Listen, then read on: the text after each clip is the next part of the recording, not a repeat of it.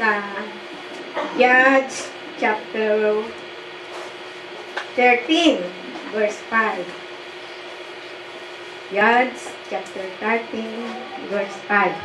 Tagalog. Sabay-sabay po tayo. Kapag naisilang mo na ang iyong anak na lalaki, huwag mo siyang puputulan ng buhok sapagkat mula pa sa kanyang pagsilang ay ilalaan na siya sa Diyos bilang isang Nazireo. Siya ang magsisimulang magliligtas sa Israel mula sa mga Filisteo.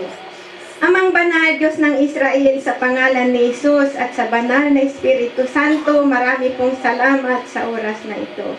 Salamat, Lord, sa presensya mo. Salamat, ikaw ang aming Diyos na the great I am. Salamat, Lord, sa bansang Israel, sa buhay ng mga Israeli people, sa kanilang government, at thank you, Abba, sa peace of Jerusalem. Thank you, Jesus, ikaw ang aming Prince of Peace at Blessed Hope. Thank you, Abba, sa New Life Christian Ministries. Salamat, Lord, sa buhay ng bawat membro nito. Kilala mo kaming lahat, Panginoon, at alam namin, Lord, and we declare na isinulat mo na ang aming pangalan sa aklat ng buhay. Pagpalain mo, Lord, ang iyong salita ngayong gabi, at pagpalain mo rin ako, Lord, na iyong gagamitin as instrument. Thank you, Lord, at ikaw ang makita, hindi ako. Salamat, Diyos ng Israel. Thank you, God. Thank you, Jesus. Thank you, Holy Spirit. We love you and we pray this in Jesus' name. Amen and amen.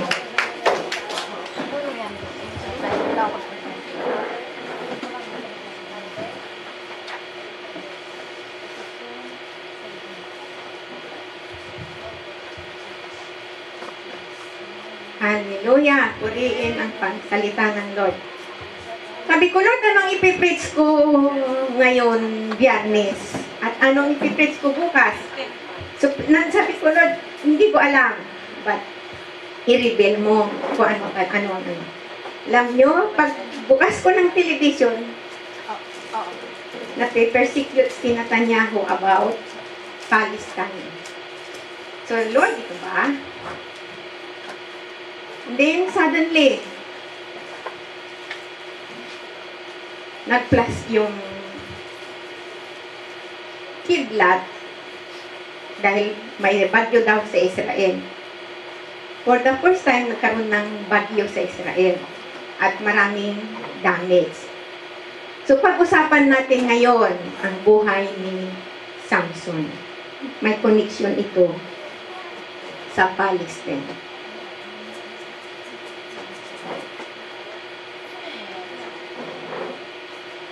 Samson ay isang Nazareno.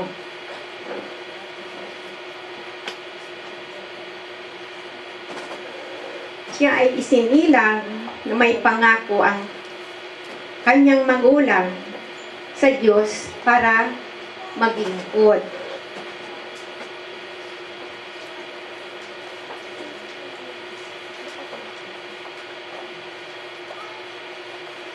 Ang Nazareno sometimes is temporary, but not sa Samson.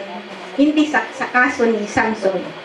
Ang kaso ni Samson is eternal, panghabang buhay. As tanda na huwag siyang gugupitan ng buhok o hihipo ng patay o iinom ng alak na may contaminate ng alcohol.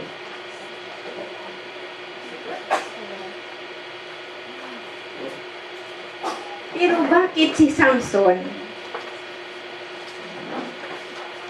karami niyang mistake? Dahil ba sa hindi niya nakikilala ang Panginoon o hindi siya sumusunod sa kanyang magulang. Katulad din natin. At katulad ni Samson, lagi siyang may poor judgment.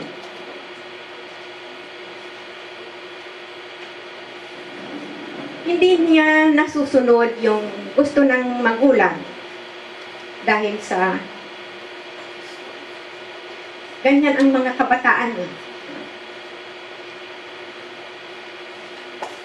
But si Samson, katulad din siya ng Israel. Hindi siya sumusunod sa Diyos.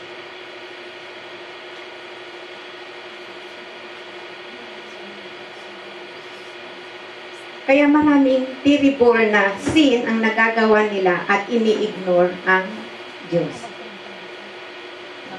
But be a people in following God, kahit na anuman ang mangyari, sumunod ka. Dahil ito ang importante sa buhay ng bawat isa. Dahil kung may pangako ang Diyos, hindi man ito masunod sa ngayon at hindi mo makita sa ngayon, but mayroon time na ito'y mapupulfill.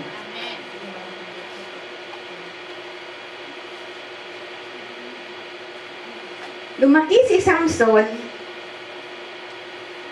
na mayroong hot temper.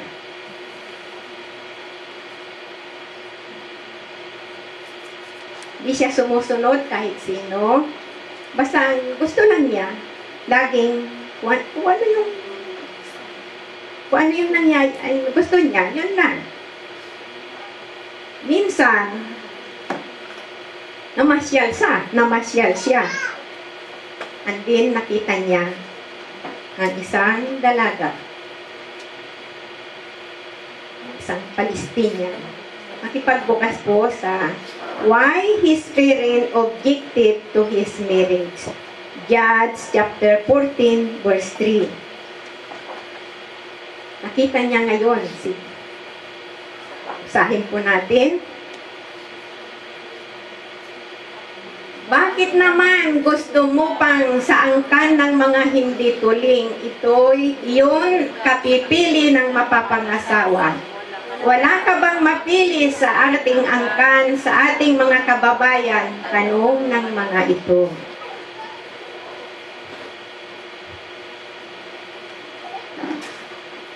So, mahirap sumuway, di ba? It was God's law na hindi pwedeng mag-asawa ang mga Israelita sa mga Jews. It's law. Israeli. Hindi pwedeng mag-asawa ang Israeli sa ibang nasyon. Ay sa Palestine. Ito'y matatagpuan sa Exodus chapter 34 verse 15 hanggang 17. It is law.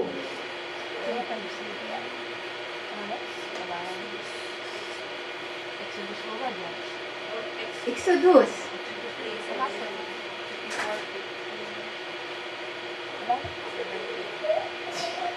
Exodus 34 verse 15 to 17.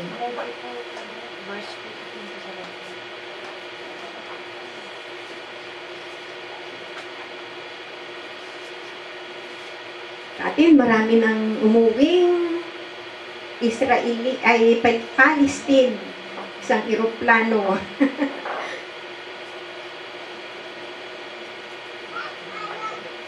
Natandaan ninyo yon nung nagpulihan, ni-raid nila ang Gaza.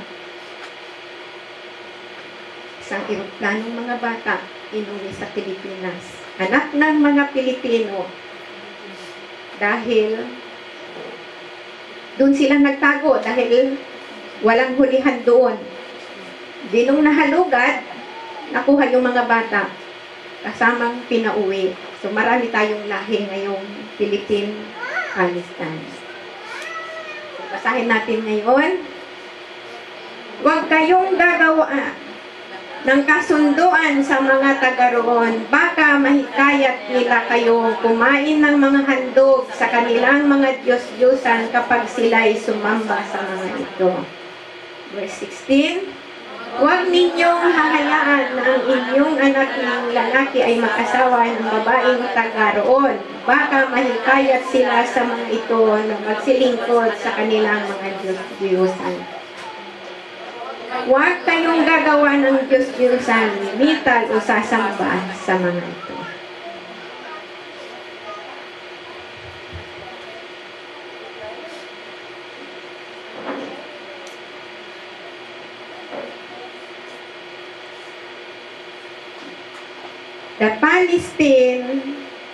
Ang Palestinian ay the great enemy ng Israel. Namimilipit ako sa Tagalog. But Samson's father gave in to Samson's demand and allowed the marriage even though he had the right to refuse his son.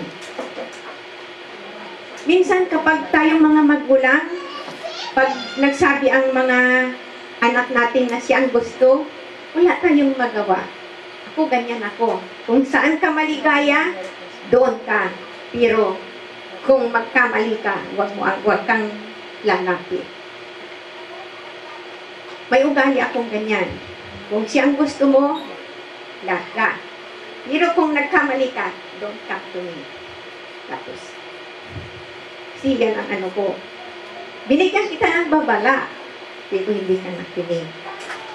But sabi nila, kahit daw saging, magtiis ka dahil laging-laging kayo. Ako, yun ang sabi ni Pastora Nini.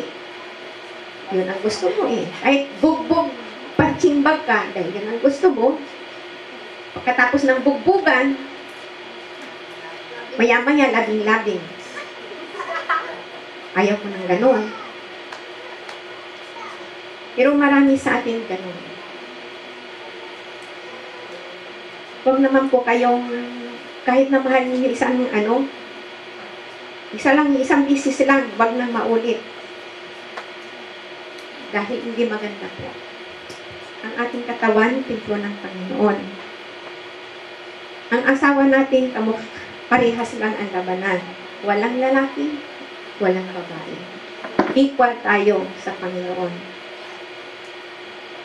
Kaya bago ninyo pakainin yung inyong husband o yung inyong dasalan na ninyo na pag yun kinain nila is magiging fair o yung humility nandoon.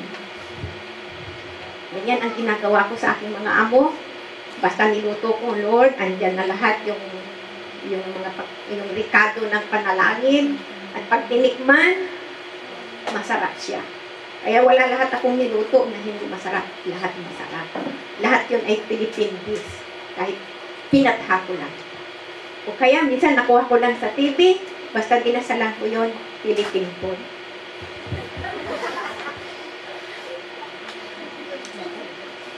Diyan naman ako binibless ng Lord dahil maski pa paano, pag dinasalan ko talagang masarap.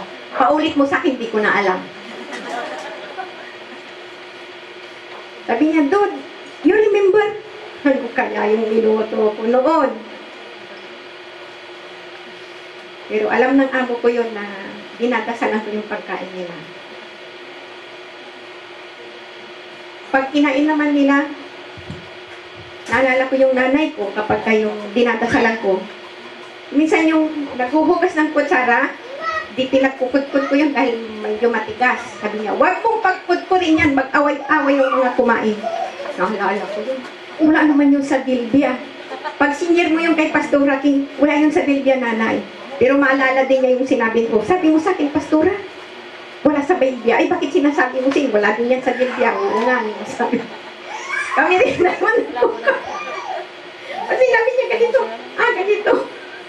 Kaya minsan, binabalik ko din yung sinasabi niya sa akin. Sabi niya, Anay, sinabi mo yan sa akin, tinandaan ko. Katulad yung, hindi ko rin makalimutan yun.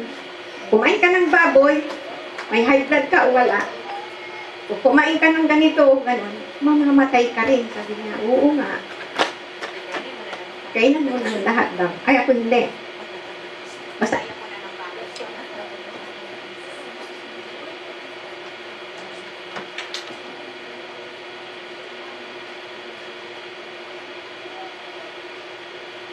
Sa Judges 15 verse 1, ang ugali ni Samson is hot temper talaga. Walang pakundangan.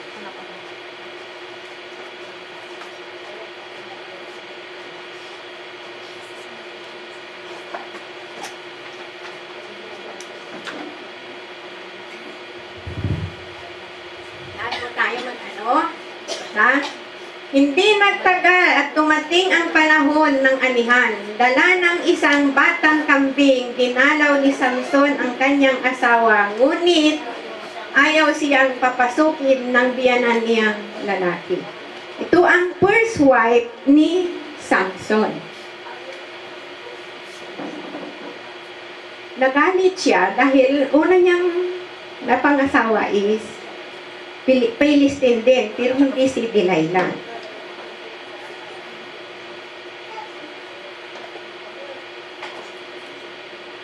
So, nag-revenge siya ngayon. Alam ba ninyo na kapag nagalit ka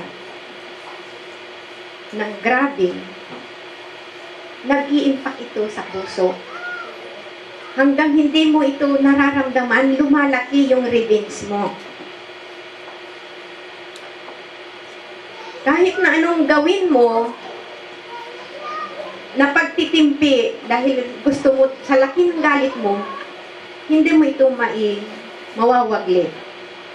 Laging nakatanim yan. Katulad ba ng sabi ng nanay ko uli. Gamitin ko yung illustration na natutunan ko sa nanay ko. Dahil ang nanay ko, hindi man siya Kristiyano, but whatever, dinadaan niya ito lagi sa talinghaga. Ang sugat daw, pag gumaling ay may piklat. Hindi na siya masakit, pero nandun yung tanda ng sugat. Kapag nagpatawad ka, kailangan makalimutan mo rin. Ang kaso, pag nagpatawad ka, hindi ka naman makalimot. Katulad din ng sugat. Gumaling na siya, pero may piklat. Ganyan ang ugali ni Samson. Kung nasaktan siya, nagre-revenge siya kaagad. Kaya ang ugali ng Palestine at saka Israel kung mag-away, di ba? Kapag tinira sila, gaganti na yung Israel. Gaganti, wala bang katapusan? Yung nagsacycle, yung away nila. Pero ang buhay ng Israeli, mahalaga. Isang tambak na, pagpalagay natin, 10 laban sa isa. Pag pumatay ang Israel sa mga Palestinian, para lang manok, pero subukan mong kantihin ng isa sa mga Israeli. Mahalaga. So, mahirap po yung paghihiganti na hindi mo ikinukumit sa Panginoon.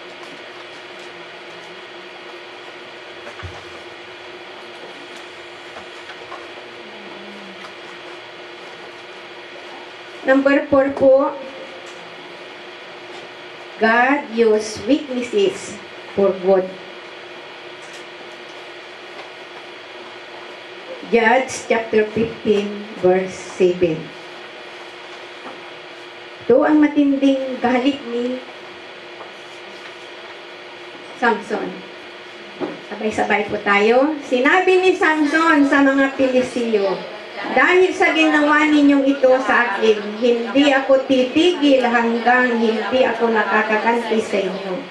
Sila'y sinalakay niya at marami sa kanyang napatay. Pagkatapos umalis siya at tumira mula sa yungib ng itan.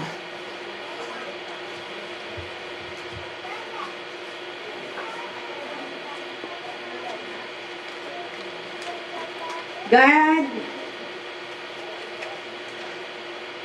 give all the land ng Palestine sa Israel. Ito'y matatagpuan sa Joshua 13 verse 2. But Israel had failed to drive the Palestine out of their dominated by them. Hindi nila, ibinigay na ng Lord yung Palestine sa Israel.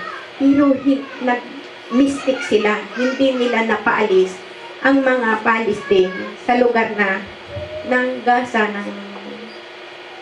sa lugar ng mga Palestine dahil kaya yun ang problema. Hindi nila napaalis. Kaya ngayon, nagdo-dominate sila ngayon sa Israel. Si Samson ay isang judge ng Israel.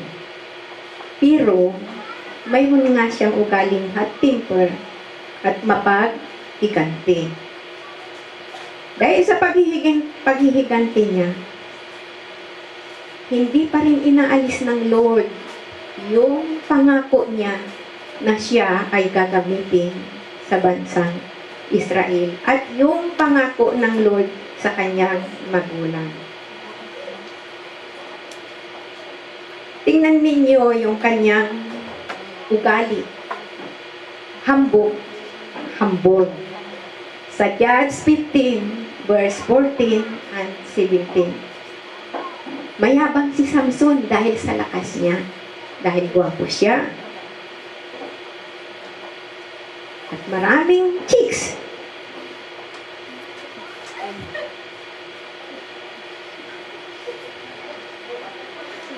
Okay? Maraming chicks. Okay? Pagdating nila sa lihi, sinalubong sila ng mga naghihiyawang mga Pelisyo. Ngunit si Samson ay pinalakas ng espiritu ni Yahweh at ang kanyang gapos ay pinatid niya na para lamang nasusunog na sinodin. So, 15, may nakita siyang panganang anso. Dinampot niya ito at siyang ginamit sa pagpatay sa mga 1,000 Pelisyo. Verse 16, pagkatapos umawit siya ng ganito. Sa pamamagitan ng panganang anso, pumatay ako ng 1,000. Sa pamamagitan ng panganang anso, nakabunton ang mga bangkay na tao. So very proud si Samson.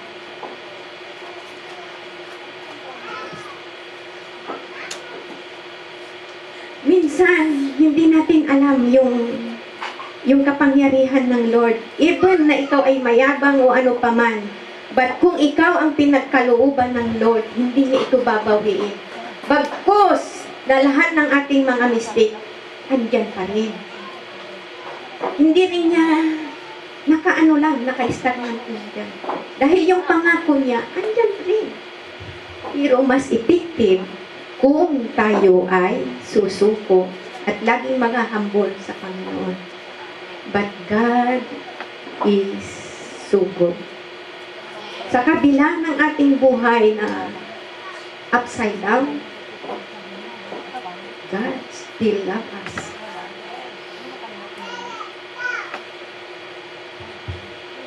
Mga tinawag ng Lord, ganun na lang. How much more kung tayo'y laging nasa Panginoon, naka-join in.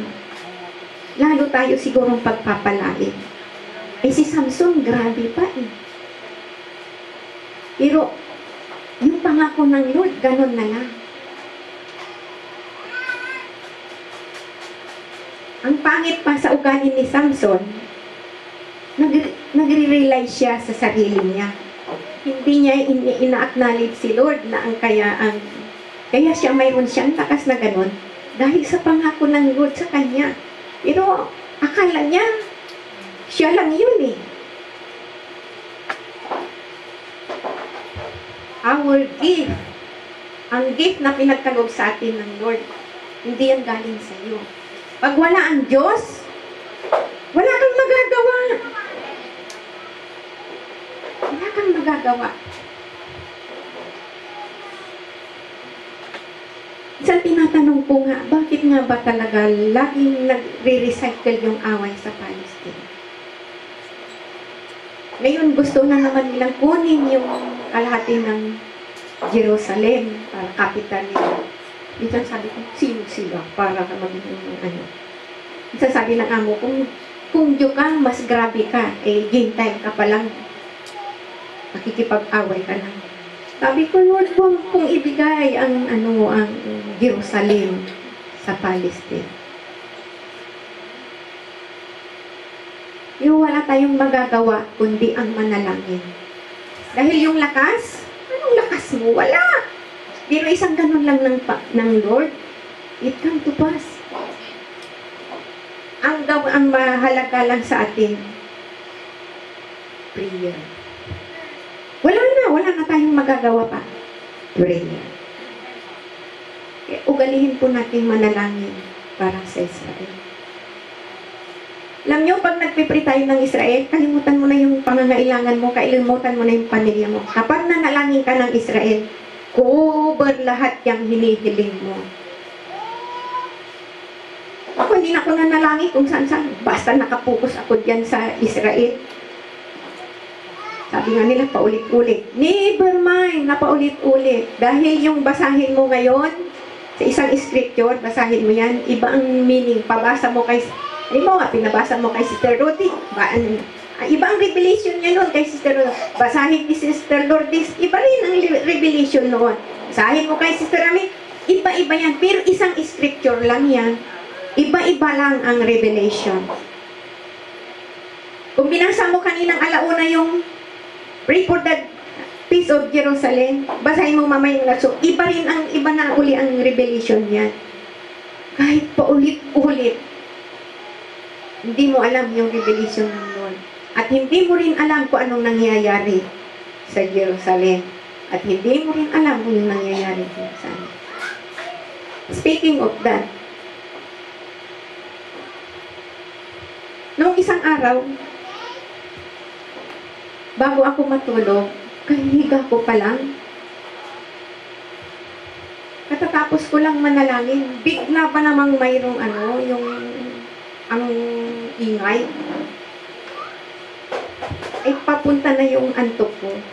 Alam nyo bang biglang dumaluhong yung yung madilim na tugtog ganyan. Madilim. Tapos sabi ko, saan kaya yun? Isang madilim na ulap. Tapos sabi ko, Lord, ano yan? Naku, makita ko, papalapit na. In Jesus' name, by the blood of Jesus, cover me. Cover this place. Biglang natigil yung yung madilim na ulap. Then I realize na yung pala ay kailangan kong manalangin uli sa bansang Israel. Hindi ko maintindihan. But ngayon ko naintindihan after nanalangin uli kanina na kung hindi ako aware doon sa nakita ko, baka hindi ako makapanalangin. Minsan yung bago kayo matulog, nakatapos lang din yung manalangin, nakaka-encounter kayo ng madilim o kaya mga pangitain na madilim. O pag hindi kayo aware niyan, papasok yan sa inyo, yun yata ang sinasabi nilang bangungot. Di ka na makagalaw. But use the name of Jesus and the blood of Jesus to cover you and pass over. Dumarating yan kapag tayo ay may pride. Kung mayroon tayong murmuring. O dumarating din ito kapag hindi kayo aware sa environment nyo o doon sa mga company nakakasalamuhan. Minsan sa ating aksyon, kasi action speak louder than word. Yung attitude din natin, minsan pinikriticize mo yung katabi mo. Mas magaling ako dyan. O minsan down siya dahil di natin alam kung bakit down siya. O minsan matagal pang sahod, wala ka ng allowance. So down ka. Criticism spirit na naramdaman mo. Be aware. Dahil yung mga time na yon, hindi ka naka-tune in.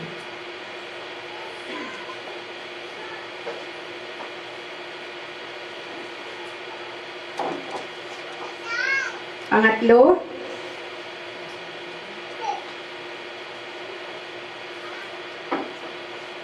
why Delilah could deceive him. Judges chapter 16 verse 15. Bakit dinisip ni Delilah si Samson?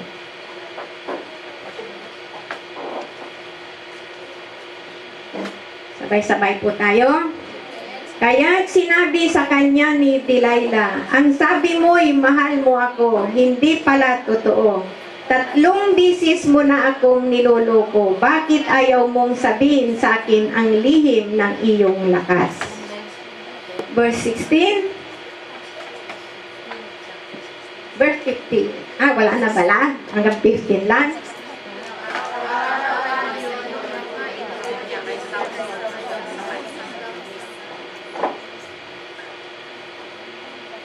Seventeen.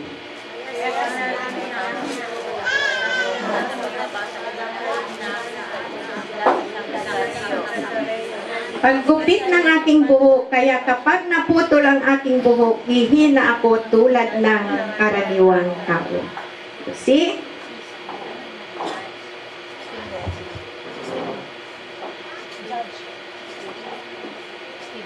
Hanggang 16 na.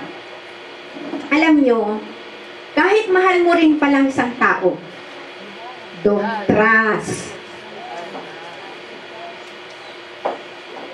Pwede mong ibigay, sabihin sa kanya,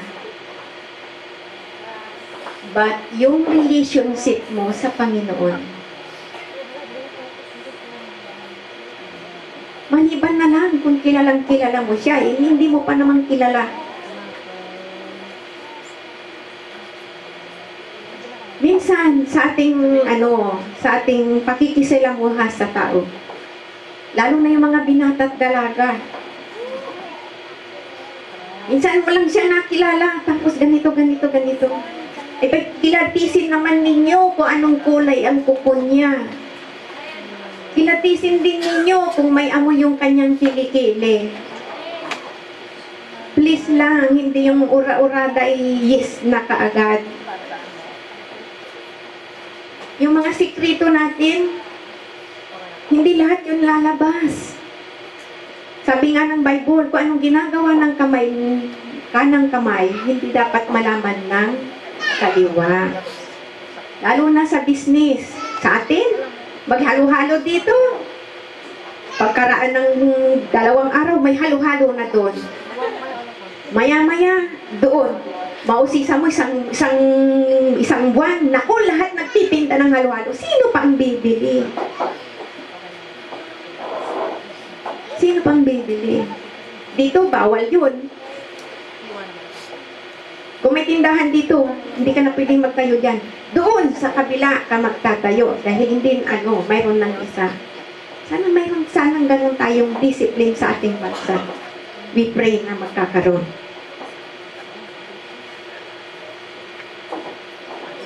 Alam ba ninyong, kaya dinisip ni Delilah si Samson? Dahil sa may bayad. Sa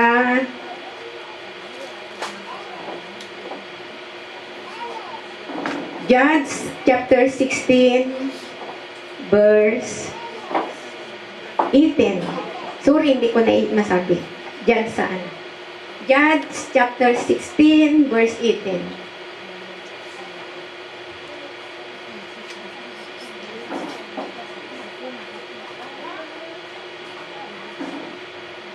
Kung bakit niya dinisip si Samson dahil sa halagang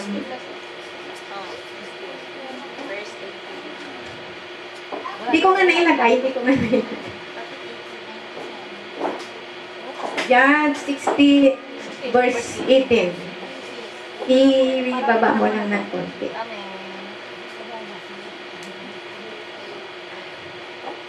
Kaya mostly din sa ating mga babae, hindi sa Pilipino, I hope na wala sa Pilipino, Lipanistem, dahil sa pira.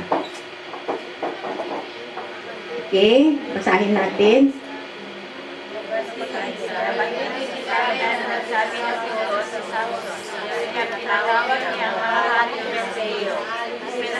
Niyang Samson, maari na siyang magbalik sa Sore. Pagbalik niya roon ay may sa mga dala ang pirang ibabayad kay Delilah.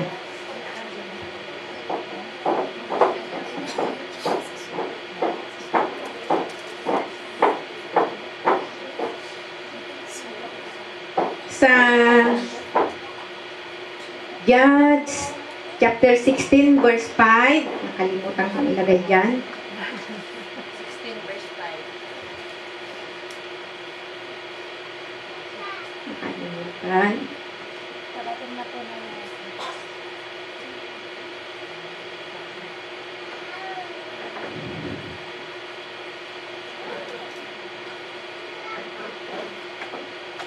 Okay.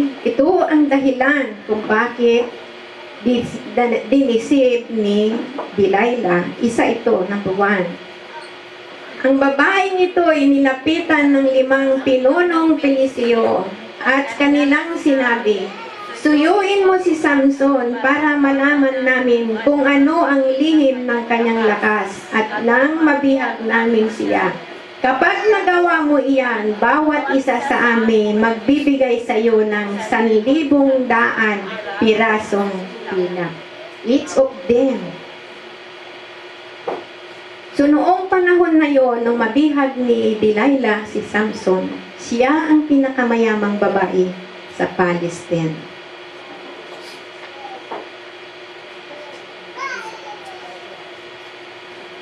Sa Judge 16 verse 19, kung siya si Samson judge, bakit siya police? Bakit siya tanga?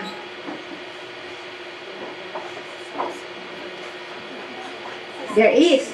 Kaya si Samson, bakit siya nagpa-deceive? See, ito. Si Samson naman ay pinatulog ni Delilah sa kanyang kandungan. Nang ito'y mahimbing na, tumawag siya ng isang tao at ginupit ang 7 tirintas ng buhok ni Samson nang mawala ang kanyang kaibang lakas, ginising ni Delilah si Samson.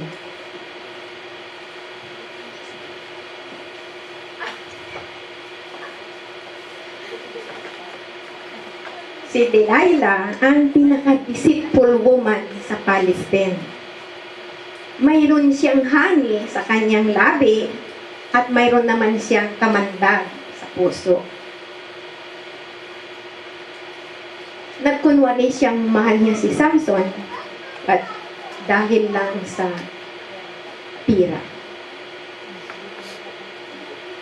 Alam niyo, minsan sa totoo yun sa mga kababaihan. Pag maganda, sabi ng amo ko, is dangerous. If the woman is dangerous, is pretty, is dangerous. Not all, sabi ko, because I'm also pretty. Ooh. Yeah, because sabi ko sa kanya, all born again or Christian is beautiful. But inside, ang totoong kagandahan ng isang babae is inside, in inner. Hindi ang panglabas mong mukha, kasi kapag tumanda ka na, kukulubot yan. Pero yung tunay na beauty ng isang babae, naririto. Naririto. Kahit anong gawin mo, kahit pangit ka, kapag maganda sa loob, maraming magkakagusto sa iyo.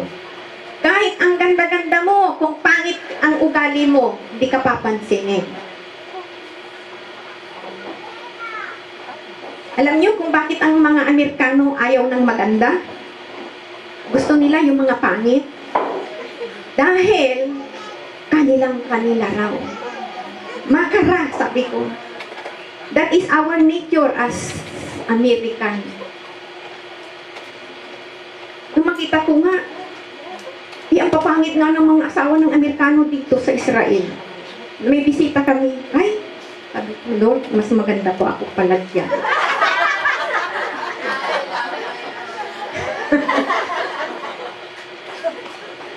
Hindi, totoo yun. Tapos, yung isa itim. Sabi ko, ay, ang Amerikano din pala nag-aasawa ng itim. Tapos nagpunta kami sa dumalaw kami sa orphanage. Nag-imbita yung amo ko, tinalaw namin. Wow! Sabi ko, Lord, magaganda nga talaga.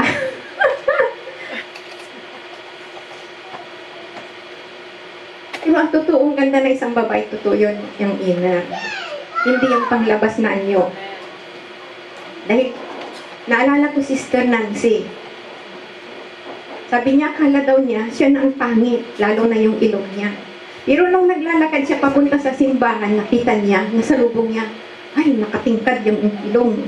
Sabi niya, Lord, salamat po. Mas maganda pa pala yung ilong ko.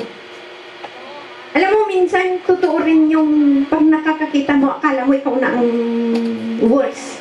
Pero mayroon pa palang worst sa iyo.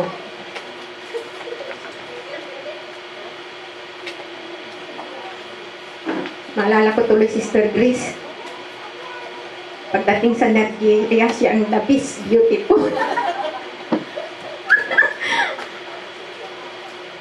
Oh my God. Kaya nung nakita ko nga din, sabi ko, ay, ang gagawa po ng mga mama, ang papangit ng mga babae. Tapos sabi ko, Lord, magaganda sila sa loob, yung mukhan lang nila siguro ang pangit. Kaya nung tinitingnan ko yung amo ko, tapos tinitingnan ko yung mga bisita niya. Ang tatangkat yung mga mama. Tapos yung mga asawa nila hanggang dito lang. Ang pangit tignan.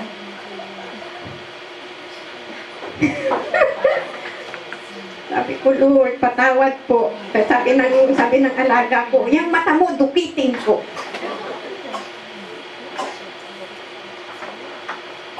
Conclusion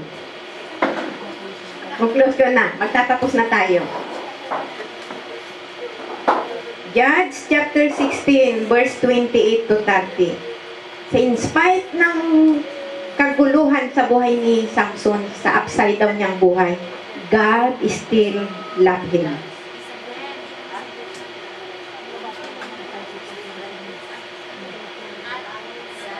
At nanalangin si Samson, Panginoon Yahweh, mahabag kayo sa akin. Isinasamo kong minsan pa, ninyo akong palakasin upang sa pagkakataong ito'y makaganti ako sa mga Pelisiyo sa pagdukot nila sa aking mga mata. Wow! Verse 29.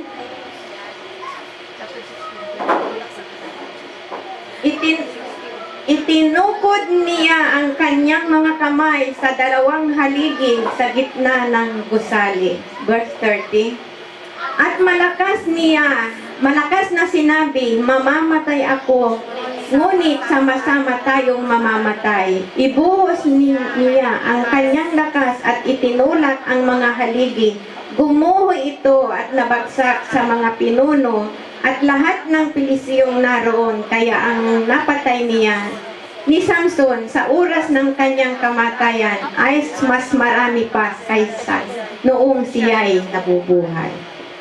You see?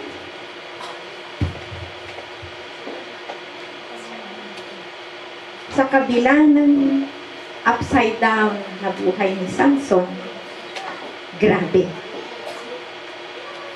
Pero ang inabot naman niyang kapighatian sa kamay ni Delilah ay grabe din.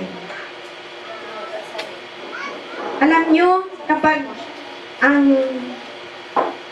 ginamit ninyo ay nakapangako sa Diyos,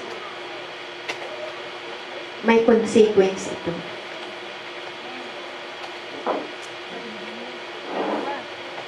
Kaya hanggang ngayon,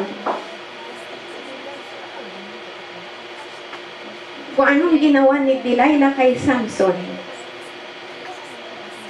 ipinahiya niya ang kanyang sarili at nagdudusa naman ang kanyang mga kababayan. That's why, yung ginawa ni Delilah kay Samson, pinagdudusahan ngayon ng buong Palestine. Hindi kataka-taka na ang buhay ng mga Palestine parang manok lang. Dahil yan ang sinumpaan ni Samson. Grabe din kasi yung ginawa ni Delilah, pinadukit ng kanyang dalawang mata. So nag-reveal din hanggang sa kamatayan, nag-reveal din si Samson. Dinig ito ng Lord. Sa kabila ng upside down din ni Samson. Pero remember, ang message na to, why ang Palestinian ay nagdurusa hanggang sa ngayon. Because, dahil sa pangako ng Lord kay Samson. Si Samson hindi ordinaryong tao. Siya ay nakabaw sa Panginoon. At siya rin ay judge ng Israel. Hindi nagkaganon si Samson kung hindi dahil sa ginawa ng mga Palestine. Nagmahal si Samson ng buong puso at tinalikdan niya ang kanyang mga magulang. Ngunit hindi sinuklian ng kabutihan. Tayo rin, dumarating yung time na nasasaktan tayo. But allow na magpatawad. Magpatawad ka rin. Dahil kung hindi tayo magpapatawad, tayo rin ang maapektuhan. Maliban na lang kung kayo ay nakapangako sa Panginoon. May lesson ito sa buhay ni Samson na tinawag ng Lord, nakatalaga siya sa Lord. Sa kabila nito, ang lesson na natutuhan natin ay humility. Lagi tayong magpakumbaba sa Panginoon, humingi ng tawad. At irespeto natin yung mga namumuno sa lugar ng Israel. Kahit upside down ba sila dyan, kahit ano pa yung gawin nila, but pray. Wala tayong magagawa. Tama yung sabi ng teacher kanina, wala tayong magagawa niya. Pray. Hindi aksidente na naririto tayo sa Israel. Even yung word lang natin ay maliit sa panalangin. Dinirinig yan ng Lord. Kung ikaw ay nakakamali, huwag mong tignan yung pagkakamali mo. I-tune in mo yung puso mo sa Panginoon. Manalangin ka. Didinggin yan ng Lord. Hindi tinitignan ng Lord yung ating mga mistake. Ang tinitignan ng Lord yung ating puso. At yung totoong binigkas ng labi mo na para sa Kanya. Yun ang naririnig mo. God loved sinners, but He hated sin. Tumayo po tayong lahat at manalangin.